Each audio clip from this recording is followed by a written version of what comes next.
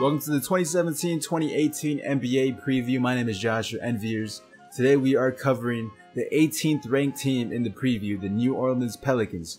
Like usual, huge inspiration in Grantland, and also like usual, this series isn't based off who's winning a championship. This is simply based off of win-loss record. And last season, the New Orleans Pelicans had a total of 34 wins. And this was after the DeMarcus Cousins trade. So if they had DeMarcus Cousins for a full season, I feel like it could possibly be more. And this is the time where they're going to have DeMarcus Cousins for a full season. So let's see if they're able to sneak into the playoffs. Nobody's really expecting them to make playoffs, even though they have arguably the best power forward and center in the league. So my projection is 40 wins, possibly 41 wins for this New Orleans Pelicans team. And the next two teams, the next two episodes after this, you could either flip-flop them however you want. There's three teams in the Western Conference that I have no idea what's going to happen to them and if they're going to make playoffs. So these next three teams are interchangeable. I'm going to be saying that in the next episodes too, because this is a very tough decision on who makes the 8th seed in the Western Conference. The big thing here is, like I said, DeMarcus Cousins and Anthony Davis playing a full season together. It looks like the Pelicans are taking up the Kentucky guys and having a Kentucky team in New Orleans. So with that being said, let's take a look at the offseason moves to see the Kentucky squad that they gathered during free agency. So here are the offseason moves made by the New Orleans Pelicans. The big piece here is Rondo. They got Rondo to be that starting point guard. They're sliding over Jrue Holiday to that 2 guard. I like that combo of Rondo and Holiday. I really hope that's able to work. They were also able to get Ian Clark and Darius Miller, who was once part of this team and a former Kentucky player, just like Rondo. They didn't lose much. I mean, Tim Frazier was balling out of his mind at the beginning of the season with this Pelicans team. He was a solid point guard for them, especially because they didn't have any guards at the time. They were all injured. But other than that, really nobody worth mentioning besides him. And we're also able to draft another point guard with the 31st pick, Frank Jackson out of Duke. Overall, I feel like they're a better team than they were last season. Anthony Davis and DeMarcus Cousins gets to play on the same team for a full year. It's going to be an improvement from last year, but I don't know by how much. Now let's take a look at the rotation. We have DeMarcus Cousins, Anthony Davis, Solomon Hill, Jrue Holiday, and Rondo.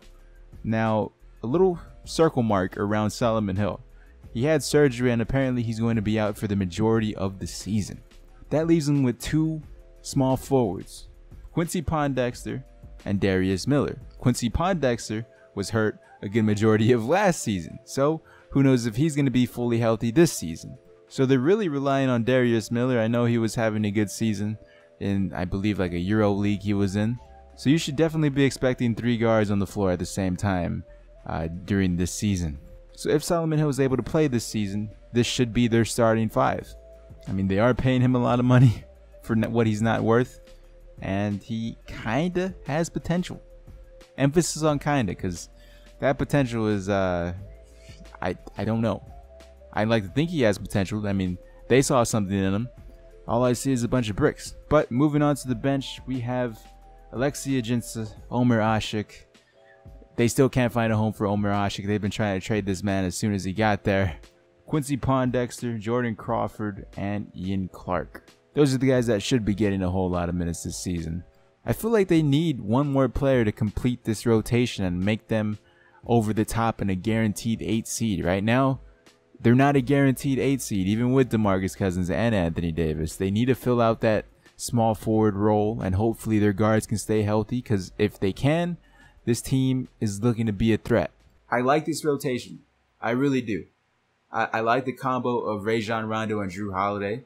I like Anthony Davis and DeMarcus Cousins. This team on paper looks like it has a shot of making playoffs, but I just couldn't do it considering the Pelicans aren't a relatively good franchise. I mean, the question I'm going to ask here is Alvin Gentry a good coach? Because there's huge questions surrounding him. I personally think he's not the greatest coach, especially to coach guys like Anthony Davis and DeMarcus Cousins. On Twitter a while ago, I ran a poll asking you, how many seasons until Alvin Gentry gets fired from being the head coach of the Pelicans team? Follow me on Twitter, by the way, @Enviers. Link is in the description if you want to be a part of something like this in the future. But the choices were 1 year, 2 years, 3 years, or this off season.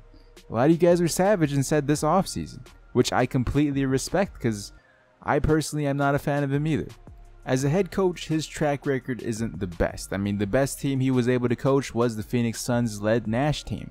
And that was honestly his best run as a head coach. They were able to win 54 games. They made it to the NBA Western Conference Finals. But, of course, then he got fired 2 years later because his team just couldn't make playoffs.